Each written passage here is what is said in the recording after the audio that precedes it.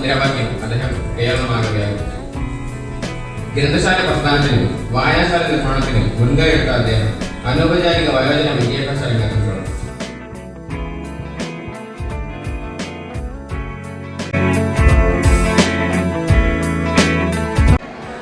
പുസ്തകത്തിന് പുത്തകം എന്ന് പറയുമായിരുന്നു. പുസ്തകം എനിക്ക് വളരെ ഇഷ്ടമാണ്. പുത്തൻ കാര്യങ്ങളുള്ളത് പുസ്തകം. കുഞ്ഞുണ്ണി മാഷ്. സ്വർഗം ഒരു വലിയ ലൈബ്രറി ആയിരുന്നു എന്ന് ഞാൻ കരുതാറുണ്ട്. ജീവിതത്തിലെ ദുരിതങ്ങളിൽ നിന്നുള്ള മോചനമാണ് വായന പകരുന്നത്. സോമർസെറ്റ്. വായിച്ചാൽ വളരും, വായിച്ചില്ലെങ്കിലും വളരും, വായിച്ചു വളർന്നാൽ വിളയും, വായിക്കാതെ വളർന്നാൽ വളരും. എല്ലാവരും എന്നും വായിക്കേണ്ട 2 പുസ്തകമുണ്ട്. അവനവനൊന്ന്, ചുറ്റുമുള്ള പ്രകൃതി മറ്റേത്. കുഞ്ഞുണ്ണി മാഷ്.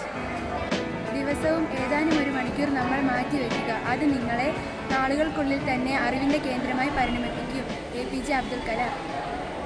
വായിച്ചു വളരുക, ചിന്തിച്ചു വിവേകം നേടുക. ജൂൺ 19